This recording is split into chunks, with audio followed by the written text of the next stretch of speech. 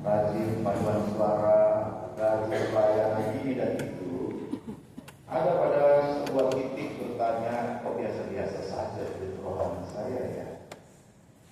Barangkali ada seperti itu. Barangkali ada yang sampai sekarang masih bertanya, apa sih arti mengikuti Yesus?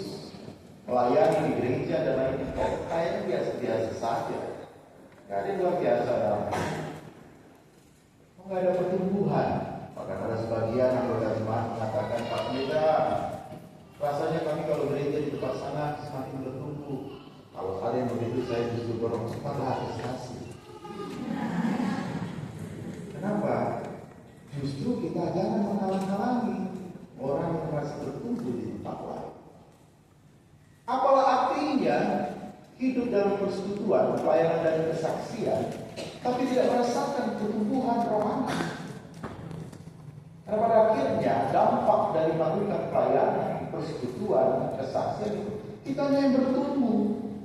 Dengan kita yang bertumbuh, maka buah-buah itu manis rasanya. Buah-buah pelayanan, buah-buah perbuatan baik dan lainnya betul-betul karena kesungguhan, bukan karena polesan, bukan karena rutinitas, bukan karena kita kejar target, tetapi karena kita akan bertumbuh di dalam Tuhan. Dan kali ini, mudah-mudahan khotbah pagi hari ini mengingatkan kita bahwa kita bukan orang-orang yang biasa, atau kehidupan rohani kita adalah biasa-biasa saja. Kita harus berpikir dan mengupayakan beyond normal, beyond biasa-biasa, melampaui biasa-biasa. Sebuah pisau tua yang tergeletak di sebuah meja, ia terbengkalai begitu saja. Berapa kali orang berlewat sini melihat pisau tua, kalau sudah karatan, biasa saja, tinggalkan. Ada seorang yang biasa juga untuk melakukan potong daging, melihat sudah tua,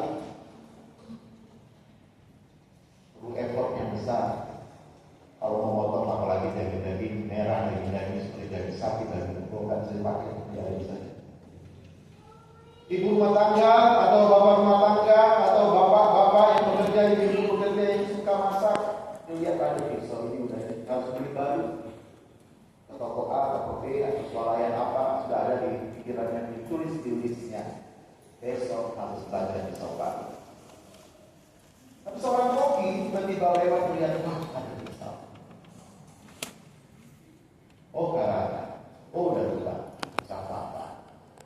Pisau ini yang terpenting adalah itu bisa memotong, mendukung masakan yang enak, masakan yang tersaji, membuat orang merasakan sehat, bahagia, sukacita ketika menikmati makanan. Dia asal pelan-pelan, sabar, selesai, bersih, bagus, yang penting bisa potong. Apa yang dikatakan dari ilustrasi pendek ini bahwa sebuah pisau bisa dilihat dari berbagai perspektif. Ada yang mengatakan tua, berkarat, tidak mampu dan lain sebagainya. Tapi di tangan koki yang baik, koki yang punya tujuan pada akhirnya untuk mempersembahkan apa?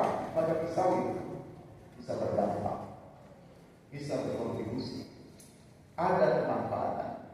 Bukankah hidup kita adalah sebaik-baiknya juga menghadirkan kemanfaatan itu? Berkontribusi pada kehidupan yang kita ciptakan, terlebih dalam karya keselamatan, memberitakan kabar baik. Seorang yang pemuda dari sebuah tempat bernama Anator di tanah Benyamin, bukan Benji, tapi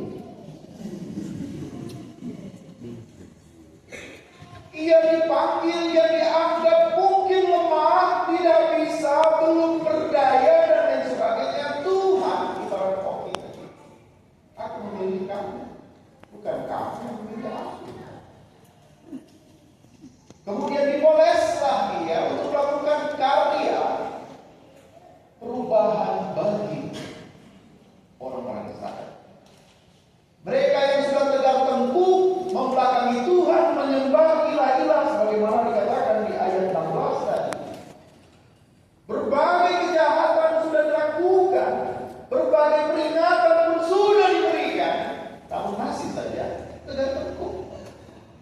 membelakangkan, dan alhasil mengizinkan terjadinya pembuangan pada mereka.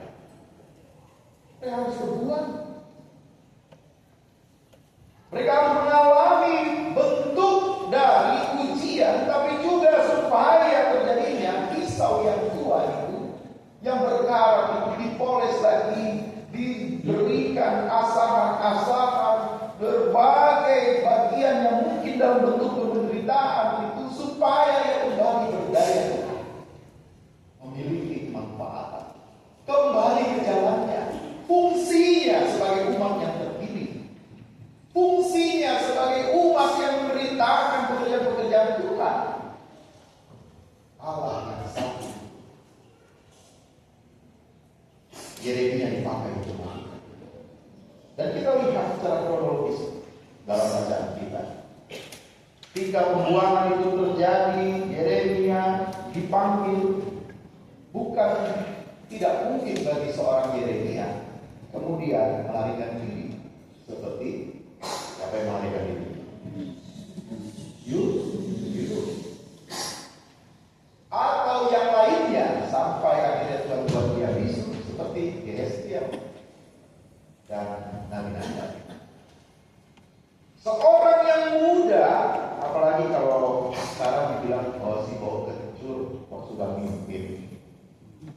Itu saya alami waktu masuk di sebuah jemaat yang katanya muridnya bagus, masih terlalu muda. Saya tidak mengingat-ingat siapa-siapa, tapi ada banyak proksi-proksi. Ya, Alkitab menunjukkan kalau Tuhan sudah memilih kau yang muda, kau yang tua, bukan karena pilihan, tetapi Tuhan yang memilih. Pekerjaan Tuhan berdaya melalui apa saja, kasih, lalu pemberitaan, melalui apapun. Yang terpenting adalah dampak apa yang diberikan. Mau yang senior, mau yang sudah pengalaman luar biasa, malah melintang asam garam asam. Tapi kalau nggak berdampak, apa gunanya? Yeremia takut, Yeremia khawatir. Itu manusiawi. Ya, aku ini masih muda. Ayatnya yang ke-6. So what, kata Tuhan? So what is wrong? Ye gak percaya dia time. Bahasa lainnya sekarang ya, akhir-akhir lagi dari Jaksel ya. Dia gak bahasa aja dia tetap bisa sekolah. Tapi dia sekolah ada juga yang Paulus ya. Mana-mana. Kalau kau gak percaya, kau tak akan melihat apa-apa. You will see what you believe. Kau akan melihat apa yang kau percaya. Hanya membutuhkan satu hal. Percayalah pada Tuhan. Percayalah pada pekerjaan. Percayalah pada perbuatan. Maka kau akan melihat apa yang tak mungkin terjadi. Kau akan melihat mujizat-mujizat dan keajaiban-keajaiban Tuhan berkarya dalam hidup. Karena apa? Ayatnya yang kelima sudah ditekankan. Bukan sekarang aku baru-baru memilih kamu. Sebelum aku membentuk engkau dalam rahim ibumu, aku telah mengenal engkau. Dan sebelum engkau keluar dari kandungan, aku telah menguduskan engkau. Aku telah menetapkan engkau menjadi nabi bagi bangsa-bangsa. Hai warga GPIP Martulio, hai warga Paulus, hai warga gereja-gereja dari manapun engkau berada. Engkau telah ditentukan dari semula olehnya, bahkan ketika engkau belum mengenalnya, untuk pekerjaan-pekerjaan ilahinya. Bukan seharusnya engkau jadi nabi besar, seorang pendeta, seorang pengajar teologi, seorang pelayan yang pintar berkhotbah, pelayan pintar berdoa dan lain sebagainya. Ketahuilah yang punya rancangan ilahi pada dirimu, bahkan sebelum engkau dilahirkan. So, kita bukan orang biasa. Kita bukan orang-orang yang dijadikan lahir secara biologis mata, lalu menjalankan siklus kehidupan, bertumbuh besar, menikah, bekerja, lansia, dan kembali dari kedua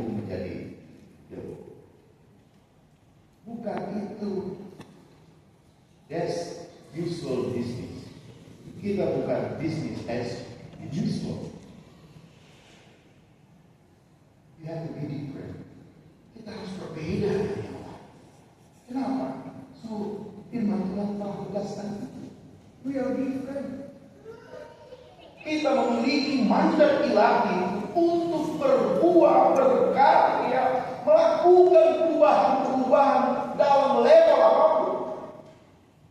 Mau sekarang di rumah tangga, sebagai bapak rumah tangga, sebagai seorang anak, sebagai seorang mahasiswa, seorang pelajar, seorang lansia, seorang janda, duda, yatim piatu, ketahuilah misi ilahinya telah dititipkan sejak engkau sebelum diciptakan untuk lahir di dunia ini.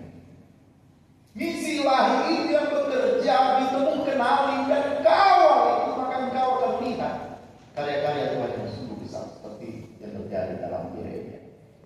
Engkau bisa menemukan, baru mendapatkan penglihatan, tercerahkan itu pada usia-usia yang mungkin kata orang sudah terlambat. Tapi tidak ada yang terlambat bagi Tuhan.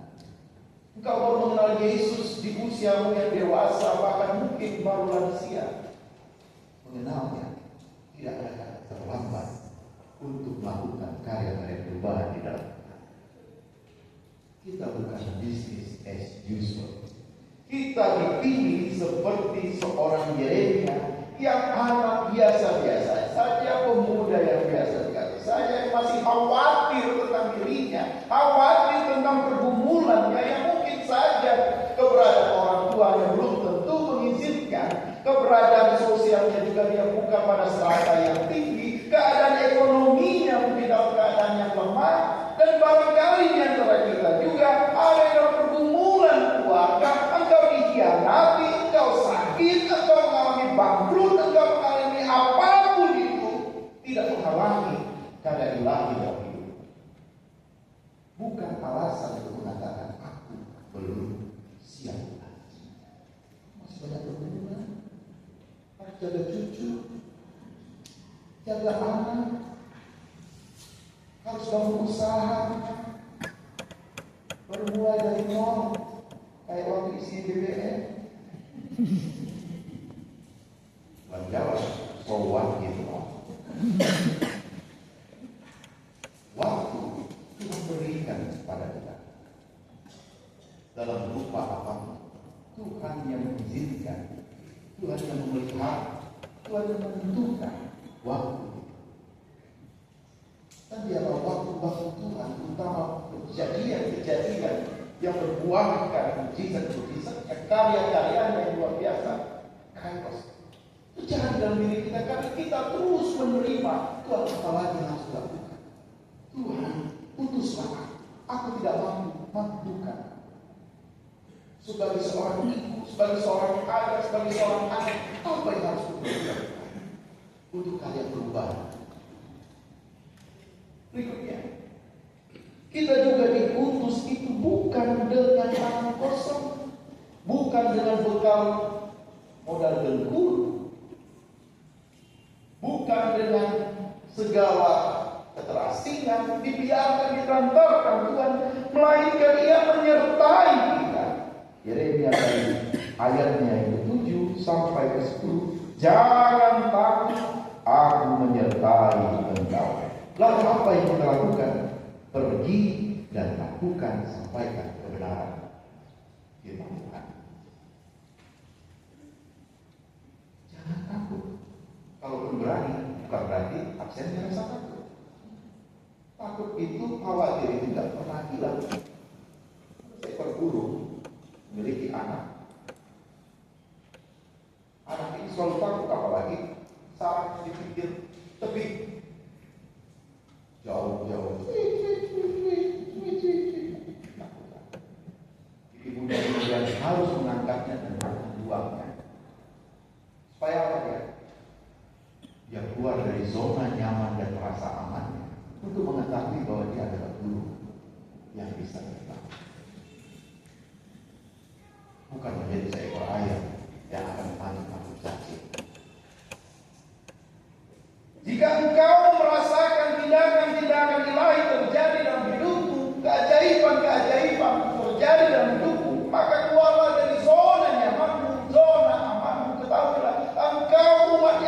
terpilih. Engkau bukan biasa-biasa saja. Engkau dipilih dalam keberadaan, kelemahan, keterbatasan, pergumulanmu untuk satu tujuan. Beritakan karya Tuhan dalam hidup. Lakukan itu. Sehingga kita bisa merasakan, oh ini pertanyaan keselamatan. Bukan sekedar, oh nanti mati, pasti masuk surga. Tapi bagaimana kita menghadirkan tanda-tanda kerajaan Allah itu melalui diri kita.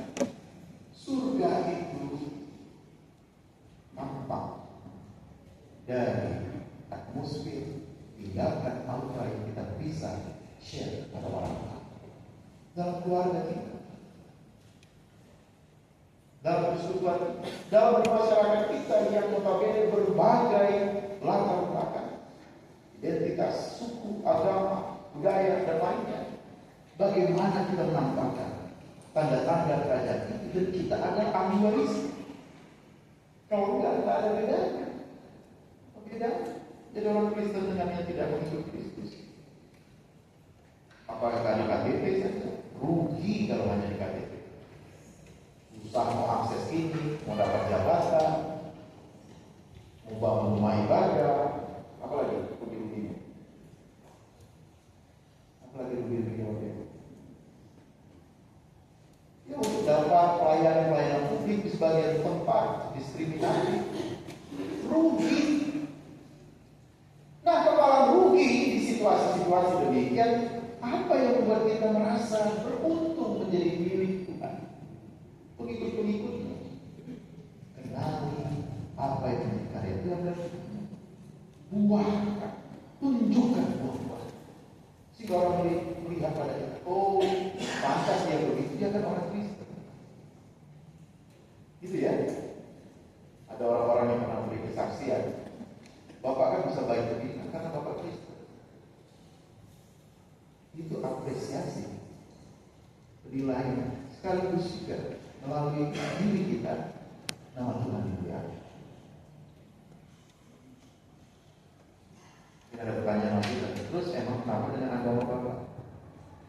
Tidak apa-apa, beliaunya saja itu kurang emas, saya teman. Tapi dalam hal ini, keselamatan yang kita terima, anugerah kasih karunia tampak dari perbuatan-perbuatan yang dimana Tuhan menetapkan dan mengutus kita untuk berbuat. Kita tahu ayat yang paling terkenal terkait ini salah satunya Yohanes 15 ayat 16. Bukan kamu yang memilih aku, tetapi akulah yang memilih kamu. Aku telah menetapkan kamu supaya kamu pergi dan menghasilkan buah, dan buahmu itu tetap, supaya apa yang kamu minta kepada Bapa dalam namaku diberikannya pada. Hanya orang-orang yang mengemban misi tadi dan berkarya untuk buah-buah yang baik, berkabaran kabar baik itu, maka doa-doanya, permohonan-permohonan Tuhan jawab dengan cara-cara yang luar biasa, bukan yang biasa-biasa. Berikutnya, kalau kita lihat ayat 11 sampai 16, Tuhan akan menunjukkan suara Tuhan di tengah dunia. Kita dipanggil untuk pergi, tetapi juga sekaligus mengemban panggilan itu, yaitu menyatakan sesuatu yang terkadang tidak sekedar membuat orang senang pada kita, tapi orang juga kupingnya panas, hatinya rasa tertusuk. Firman Tuhan tidak hanya membuat kita merasa diapresiasi, oh benar, oh iya, tersemangati, tapi juga sekaligus tamparan bagi kita ketika kita ternyata berbuat yang sebaliknya. Nubuatan yang dikatakan, disampaikan kepada Yeremia, penglihatan-penglihatan tadi menunjukkan bahwa hukuman itu berlangsung bagi orang-orang yang membelakangi. Hukuman itu berlangsung bagi mereka yang berbuat jahat, yang sudah menyembah ilah-ilah lain, bahkan mempersembahkan kurban kepadanya. Hanya dengan demikian orang-orang tersadarkan dan bisa tercerahkan untuk bertobat kembali ke jalan, kembali ke rancangan semula, kembali kepada desain yang diciptakan untuk kalian ilahi sejak sebelum dikandung sampai dilahirkan. Balik pada rancangan damai sejahtera, bukan rancangan kecelakaan yang menjatuhkan dan membuatnya terlena di dalam segala tawaran-tawaran dunia yang menggiurkan. Firman Tuhan dikawal, sekalipun tidak enak didengar suamimu, tidak enak didengar oleh istrimu tentang kebenaran dari Tuhan, tidak enak didengar oleh anakmu. Kalau baru kita lihat anak pukul ibu, pukulnya bukan main-main, tapi akhirnya harus dibawa secara polisi. Katakan kebenaran, jangan dinabobokan. Dari kecil, walaupun sekarang ilmu parenting begitu luas, maka psikolog ini, psikolog itu, Bapak Ibu kan diminta hikmat pada jalan bagaimana pendidik anak di tengah-tengah zaman yang serba agile, serba pendek, instan, tidak mendalam, tidak memaknai, melekat pada gadget, melekat pada hal-hal yang remeh-temeh. Bagaimana kita minta hikmat pada kita, katakan yang benar kepada mereka, sehingga menjadi legasi kepada mereka. Mengingat-ingat ketika tawaran apapun, tantangan dalam hidupnya, mereka ingat orang tuaku pernah berkata demikian. Sekali pernah melenceng dari rel yang sudah tetap. Gereja akhir-akhir ini dalam hal kebenaran yang harusnya seperti Yeremia membawa kabar kebenaran itu cenderung bisu. Maaf, bukan untuk disabilitas, tapi dalam hati berdiam diri, tidak mampu karena takut pada rezim, nanti gak dapat jatah, gak dapat izin, gak dapat kedudukan, gak dapat relasi. Suara-suara profetis dibungkam. Jangankan suara profetisnya, nyali profetisnya pun hilang. Kenapa? Dan kebenaran firman Tuhan tidak dikawal, hidup biasa saja, sama seperti yang lain kok. Sebagai pekerja di pemerintahan biasa saja, yang penting jam 8 masuk jam 7 masuk, jam 5 pulang, jam 4 pulang, selesai. Saya sudah melayani. Tapi yang lain koruptif, yang lain menyelewengkan, ya sudahlah, yang penting ABS. Bukan sistem pemerintahan ya. Asal bapak senang. Atau IS, asal ibu senang, kalau pimpinan. Dilakukan itu semua, sehingga kebenaran dari Tuhan itu tak tampil dalam diri kita. Lalu apa bedanya kalau anak-anak Tuhan juga menyeleweng dari jalan Tuhan dengan perilaku koruptif, sama dengan menyembah ilah yang lain? Mamon. Anak-anak Tuhan sudah banyak diberi, sudah dikasih kesempatan dulu, didoakan oleh banyak pendeta, jadi menteri, jadi kepala itu, BBM itu dioplos, bansos disunat, BTS juga disunat, dan lain-lain. Suara profetis kita mengikut apa yang menjadi alasan. Sayangnya lagi, mengerikan lagi, masuk sampai di level gereja. Pemilihan-pemilihan, tak dikasih modal nasional, dirayani dengan politik-politik uang, menebar hoax, membunuh karakter orang, dan lain sebagainya. Apakah itu gereja? Apakah itu perbuatan ilahi? Apakah itu engkau yang terpilih? Dibuang saja seperti garam yang sudah hilang hasilnya. Diingat-ingat. Gampang gereja bisa kita pegang kepalanya, nanti yang lain itu pimpinannya udah, yang lain gampang. Yang penting elektabilitas kita bisa terjual lewat bisa menguasai seorang dua orang di pimpinannya. Dan yang lain kamu, karena kalau bersuara yang benar, mutasi ke daerah yang kering, sulit, jauh, dan lainnya, itu tidak terjadi di PBB kan?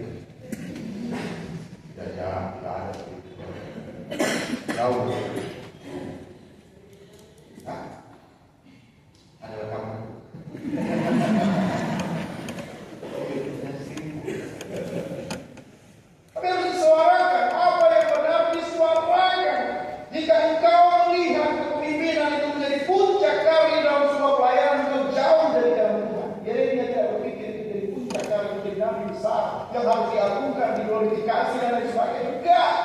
Dia rela dihina, diinjak-injak, menghamba sebelumnya kepada Tuhan. Itu puncak karirnya ketika dia menderita di jalan Tuhan. Bukan sebagai nabi istana yang mengkelak, kemudian mengagungkan rezimnya, kerajaannya, supaya dia begitu juga makan enak, biasa menolong biasa. No, Yeremia salah satu bukti orang nabi yang dipilih untuk perbuatan-perbuatan yang melampaui tawaran dunia ini. Masih mau nambah? Sudah ya? Keberanian untuk melangkah. Konsep udah banyak, program udah banyak, teologinya luar biasa, bahkan bisa memikirkan tentang liberative teologi pembebasan begitu, tapi melangkah pun tidak. Apa benar? Engkau berdoa siang malam pagi sore, mengikuti paduan suara, mengikuti kantoria, mengikuti pelayanan ini, pelayanan itu dan lain sebagainya, tapi engkau tidak melangkah untuk suatu perbuatan yang mengubah kehidupan sekitar. Ketika terjadi ketidakbenaran, engkau diami. Ketika terjadi letih lesu dalam kehidupan beriman, engkau diami. Ayo urusan pendeta, ayo urusan ini. Engkau tidak melihat tetanggamu lapar, engkau tidak melihat ada seorang janda yang membutuhkan penghiburan, engkau tidak hadir di dalam hidup mereka. Karena Tuhan sebenarnya sedang mengutusmu sebagai seorang ibu rumah tangga, bapak rumah tangga, apapun keberadaanmu, untuk menjadi bagian yang menghibur dan menguatkan mereka, sekaligus juga mengubah pandangan mereka tentang penyertaan Tuhan dalam hidup. Jika engkau tidak melangkah satu langkah, sia-sia engkau mengikuti Yesus, sia-sia konsep teologi,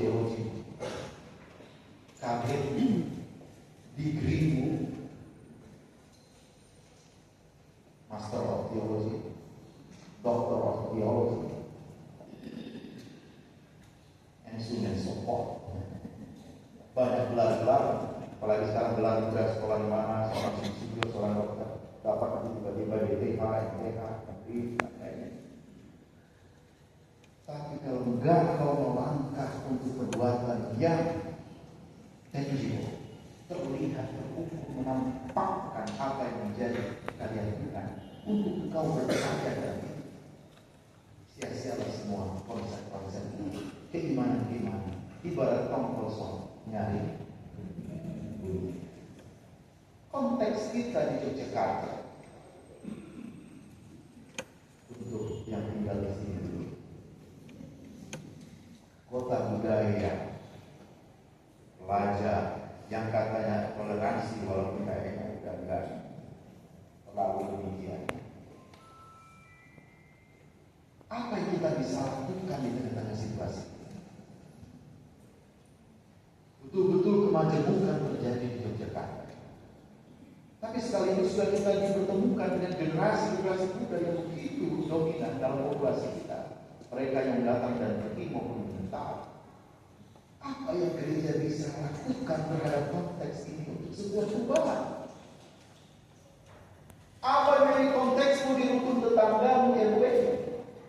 Engkau hadir untuk memberitakan karya keselamatan, bahwa kaya umat yang terpilih, imamat yang kerajaan, bahwa engkau adalah orang yang gak biasa-biasa, yang gak business as usual. Apa yang kau bisa lakukan? Sekecil apapun pertanyaan tiap hari, Tuhan apa yang bisa lakukan? Apa hal yang bisa lakukan? Apa perbuatan baik yang lakukan hari ini? Apa yang sudah melakukan hari ini? Terus catat, terus ingat-ingat, memorize, sehingga kita menjadi orang-orang yang kompetitif dalam arti berjuang, berlomba-lomba untuk melakukan kebaikan demi kemuliaan Tuhan, bukan demi kemuliaan kita, demi popularitas kita atau pansos kita. Persembahkan itu bagi kota, bagi provinsi, bagi masyarakat, dengan keberadaan kita. Lakukan. Aku juga coba untuk mencoba sudah audiens sana sini, melakukan ini dan itu, supaya terlihat, oh gereja ini eksis toh, oh gereja ini mau berkontribusi toh terhadap pembangunan, pemberdayaan, pengembangan gereja ini peduli tuh terhadap isu-isu. Secara lembaga sudah kita lakukan dan masih berlangsung. Lalu bagaimana kita sebagai organik, gereja-gereja organik, Bapak Ibu saya dan saudara, bahkan ada eklesia domestika, gereja-gereja keluarga, menampilkan keluarga-keluarga Kristen. Tanggung jawab kita, ya Tuhan, apa yang harus kami lakukan? Seperti Yeremia, dengan segala keterbatasan dan mungkin juga pandangan-pandangan sedikit dari orang-orang sekitarnya, dia tetap mau melangkah asal Tuhan menyertai. Pertanyaannya, dan bagi kita semua yang non Yogyakarta yang datang berkunjung di sini, apa yang kau bisa lakukan dalam kehidupan? Kau mempersembahkan pujian supaya banyak jiwa. Kau datang ini bersekutu bersama supaya orang melihat karya Tuhan dalam hidupnya. Bahkan mereka tergetarkan melalui pujian. Tujuannya itu kembangkan dalam pertemuan-pertemuan lainnya. Apalagi Paulus kan bisa lihatnya mampu beliau, oh ini kurang.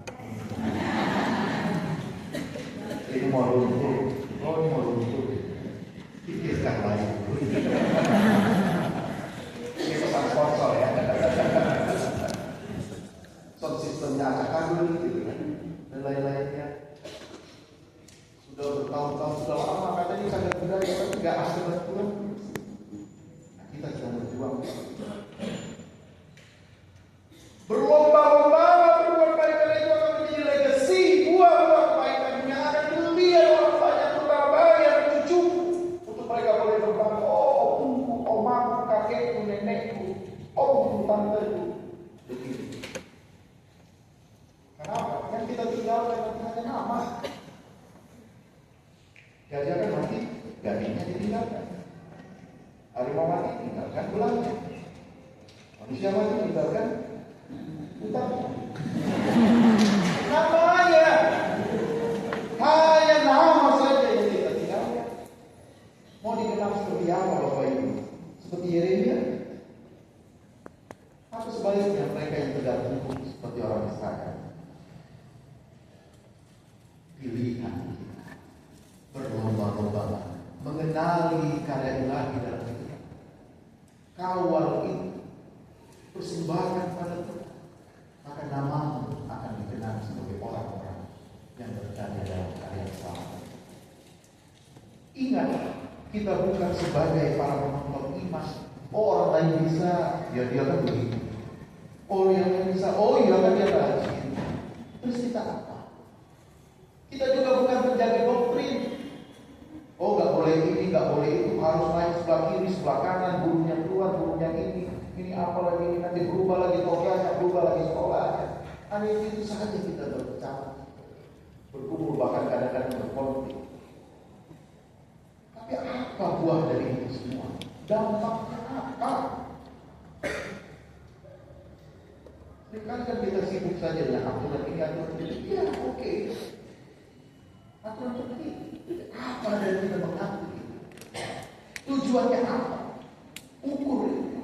Evaluasi, kembangkan ke depan. Sehingga gereja itu terus relevan, bukan irrelevan dan insignifikan pada akhirnya. Apalagi dengan anak-anak muda sekarang yang sangat pragmatis. Pimpinan gereja yang juga pragmatis. Yang penting ada ujian, yang penting ada jabatan hijau, ada bantuan ini, ayo lomba-lomba. Ini salah Indonesia, bukan PBB. Saya melihat banyak seperti itu. Yang nggak pantas dilakukan. Yang penting apa untuk bisa, bukan apa untuk Tuhan melalui karya gereja. Sudah banyak apa? Dan katanya penelitian PGI dan PGUN, CRS utama kapal para generasi muda ini banyak kehilangan role model. Mereka tidak melihat lagi. Dari ribuan sektor kita cari semua kita kan kehilangan role model, termasuk di dalam lembaga-lembaga agama. Tidak ada lagi makronya. Jadi bagaimana belajar agama dari itu? Bagus yang kalian didukungnya itu betul-betul orang yang bervisi. Ini baru katanya ikut Yesus, gondrong, macam-macam gitu ya. Tapi itu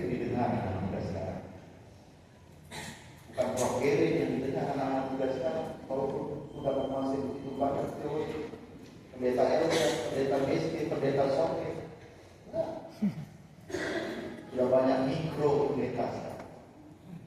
Orang yang tidak perlu belajar teologi, belajar apa yang penting bagus mengeluarkan narasi itu yang disenangi oleh anak-anak. Kenapa? Kosakatanya mirip. Iya. Relevan, relate dan fun, asik. Iya kan? Relevan. Kalau pendeta jadi kan ngomongnya aja, teologi gitu. Gak relate dengan kosakata, gak relate dengan kamusan, dan gak fun, gak asik. Itu tantangan kita. Bagaimana tidak hanya jadi penonton iman, menjaga doktrin, lakukan perbuatan perubahan, dan ingat, apalagi masa kalau sekarang menutupan bulan ini. Gereja bertumbuh itu secara sejarah bukan karena sama si misionaris ajarkan firman Tuhan, berkhotbah, Yesus, enggak. Tapi gereja berpelayanan dan bersaksi. Ketika peperangan terjadi, gereja berada di depan mengobati mereka yang sakit. Wabah terjadi, penyakit luar biasa terjadi, gereja di depan. Kebodohan terjadi, ketimpangan terjadi, gereja di depan membangun sekolah-sekolah, bangun rumah sakit, bangun pemberdayaan ekonomi. Itu yang membuat gereja bertumbuh secara masif. Tapi lihatlah akhir-akhir itu, semua membelah diri karena konflik di dalam gereja, kepentingan, konflik lain, bukan bertumbuh tapi memecah. Gedungnya banyak, organisasinya bertambah banyak. Cek saja di Kemenak dan Kemenkumham, tambah. Tapi jiwanya turun. Karena Allah menampilkan betul-betul pertumbuhan, perubahan karena dalam karya keselamatan. Bagian yang lain, akhirnya Tuhan tidak memilih yang sempurna, karena kesempurnaan hanya milik Allah, milik Tuhan. Tetapi Tuhan memilih yang bersedia. Bersedia kan Bapak Ibu Saudara untuk melakukan karya-karya ilahi dalam diri kita?